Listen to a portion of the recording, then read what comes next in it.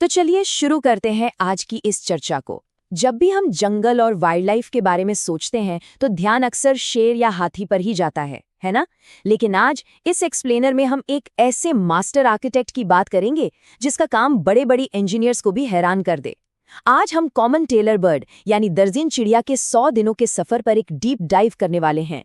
एक छोटे से अंडे से निकलकर खुले आसमान में उड़ने तक का ये 100 दिन का सफर वाकई किसी जादू से कम नहीं है। इस पूरी जर्नी में जीवित रहने की कड़ी मेहनत, माइंड ब्लोइंग आर्किटेक्चर और ऐसी नेचुरल इंस्टिंक्ट्स छिपी हैं जो किसी को भी सोचने पर मजबूर कर दें।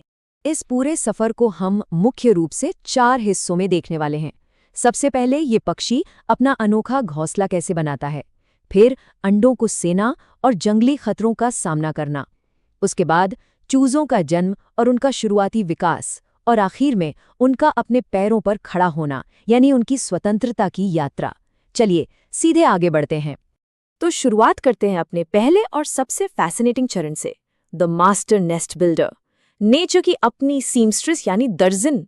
कॉमन टेलर बर्ड, इसका नाम ही इसकी सबसे बड़ी खासियत बता देता है। टेलर यानी सिलाई करने वाला।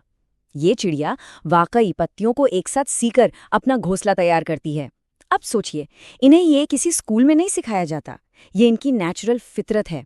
एक सेफ और सिक्योर घर बनाने का ये तरीका इनके डीएनए में फीड होता है। ये देखना वाकई हैरान करने वाला है कि एक इतना छोटा सा पक्षी किसी माहिर दर्जी की तरह काम कैसे कर लेता है। लेकिन सवाल ये है कि ये नामुमकिन सा लगने वाला काम आखिर होता कैसे है? ये बायोलॉजिकल इंजीनियरिंग का एक बेहतरीन नमूना है।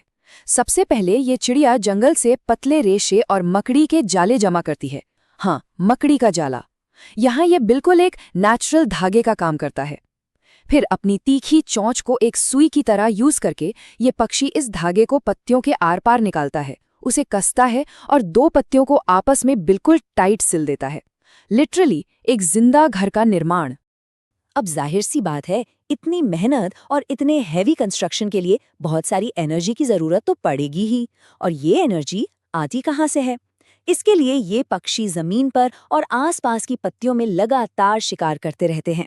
इनका मेन खाना होते हैं कैटरपिलर्स और छोटे छोटे बीटल्स। एक तरह से समझ लीजिए कि ये छोटे कीड़े उस फ्यूल का काम करते हैं जो इस थका देने वाले कंस्ट्रक्शन प्रोजेक्ट को पूरा करने के लिए एकदम जरूरी है। घर तो बन गया, लेकिन अब आता है हमारा दूसरा चरण, ऊष्माएं और खतरे, जहां स्टेक्स वाकई बहुत हाई होते हैं। आखिर इस इतनी मेहनत से सिले हुए घोंसले का मेन पर्पस क्या है? दरअसल जब कुछ ही दिनों में अंडे दिए जाते हैं तो ये घोंसला आने वाली पीढ़ी के लिए एक नेचुरल इनबिल्ट इंक्यूबेटर बन जाता है।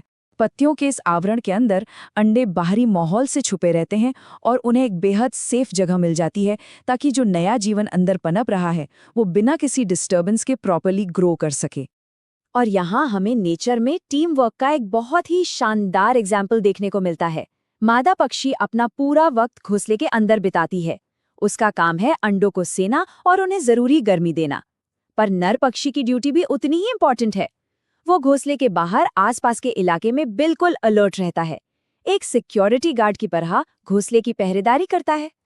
अगर इन अंडों को बचाना है तो दोनों के काम का ये बंटवारा एकदम क्रूशियल है। पर सच बताएं तो जंगल में सब कुछ इतनी शांति से नहीं चलता।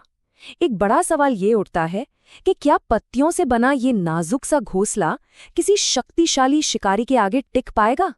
खासकर तब जब नए अंडे आए होते हैं और जंगल के कई शिकारी उनकी ताक में रहते हैं।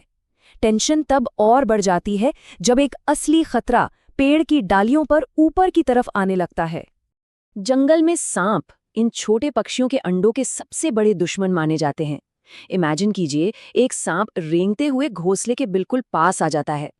एक ही पल में नर और मादा पक्षी की वो पूरी शुरुआती मेहनत और घोंसले के अंदर शुरू हुआ वो नया ब्रीडिंग साइकिल, सब कुछ तुरंत एक भयंकर खतरे में पड़ जाता है।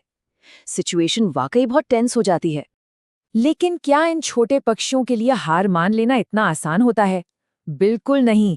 अपने घर को बचाने के लिए ये दोनों एकदम से अग्रेसिव हो जाते हैं। वो सांप पर लगातार अटैक करते हैं और डरने के बजाय पूरी ताकत से उसका विरोध करते हैं, और उनका ये फियर्स डिफेंस वाकई काम आता है। अंत में सांप को अपना शिकार छोड़कर पीछे हटने पर मजबूर होना ही पड़ता है। ये एक मैसिव विन होती है इन छोटे बर्ड्स के लिए। खतरा टल गया। अब आते हैं तीसरे चरण पर, जन्म और प्रारंभिक विकास यानी लगातार पालन पोषण। कुछ दिनों के बाद जब अंडे टूटते हैं तो अंदर से बेहद छोटे और नाजुक चूजे निकलते हैं। इस वक्त ये दुनिया का सामना करने के लिए बिल्कुल तैयार नहीं होते। इनके पास न तो पंख होते हैं और न ही देखने की क्षमता। ये पूरी तरह से अपने माता पिता पर डिपेंड करते हैं। बस जैसे ही घोंसले में कोई हलचल होती है, ये आशा में अपना मुंह पूरा खोल देते हैं कि उन्हें कुछ खाने को मिलेगा। और बस यहीं से पेरेंट्स की वो एग्जॉस्ट कर देने वाली ड्यूटी शुरू होती है, जो लगातार चलती है। छोटे कीड़ों की तलाश में उड़ना, उन्हें पकड़ना और वापस आकर अपने उन भूखे चूजों के मुंह में भोजन डालना। लेकिन सिर्फ खाना खिलाना ही काफी नहीं है, उन्हें ठंड से बचाना और अगर अचानक बारिश आ जाए तो घोंसले को एक छतरी की तरह अपने पंखों से ढकना, ये सब उन्हें बिना रुके करना पड़ता है। उन्हें आराम का लिटरली 1 सेकंड भी नहीं मिलता। अब हम पहुंच गए हैं इस एक्सप्लेनर के चौथे और आखिरी चैप्टर पर, स्वतंत्रता की यात्रा, यानी आखिरकार घोंसला छोड़ने का वक्त। लगातार प्रॉपर खाना और सुरक्षा मिलने का रिजल्ट ये होता है कि चूजे बहुत तेजी से बड़े होने लगते हैं। देखते ही देखते उनके नए पंख निकल आते हैं और उनकी बॉडी में एक नई ताकत आ जाती है। अब वो घोंसले के अंदर शांति से एक जगह नहीं बैठते, वो काफी एक्टिव हो जाते हैं और ये इस बात का सबसे बड़ा सिग्नल है कि अब उनका बाहरी दुनिया में कदम रखने का वक्त करीब आ गया है। घोंसले से बाहर आने की ये प्रोसेस बहुत ही केयरफुल तरीके से स्टेप बाय स्टेप आगे बढ़ती है। सबसे पहले पेरेंट्स अपने चूजों को घोंसले के बाहर अपनी पहली मूवमेंट करने के लिए पुश करते हैं। फिर धीरे धीरे उन्हें हिम्मत देकर उड़ना सिखाया जाता है। लेकिन यहाँ सबसे स्वीट और इंटरेस्टिंग बात यह है कि जब ये बच्चे खुद अपना खाना ढूंढना सीख रहे होते हैं, तब भी माता पिता उनका पीछा नहीं छोड़ते और उन्हें फीड करते रहते हैं। जब तक पूरी इंडिपेंडेंस नहीं आ जाती, उनका सपोर्ट सिस्टम बना रहता है। अगर हम इस पूरे सफर को रिकैप करें तो ये वाकई माइंड ब्लोइंग है। पहले दिन जहां मकड़ी के जाले से पत्तियों को सिलने का शुरुआती काम हुआ, दूसरे हफ्ते तक अंडों को सेना और सांप जैसे खतरनाक शिकारियों से उनकी रक्षा करना, और अब इन 100 दिनों के एंड में आते आते वो बिल्कुल वर्नरेबल से चूजे पूरी तरह से इंडिपेंडेंट, खुले आसमान में उड़ने वाले वयस्क पक्षी बन चुके हैं। What a journey! तो इस डीप डाइव को खत्म करते हुए बस इस एक थॉट पर गौर कीजिए। शांत जंगल में एक नए जीवन की शुरुआत होती है।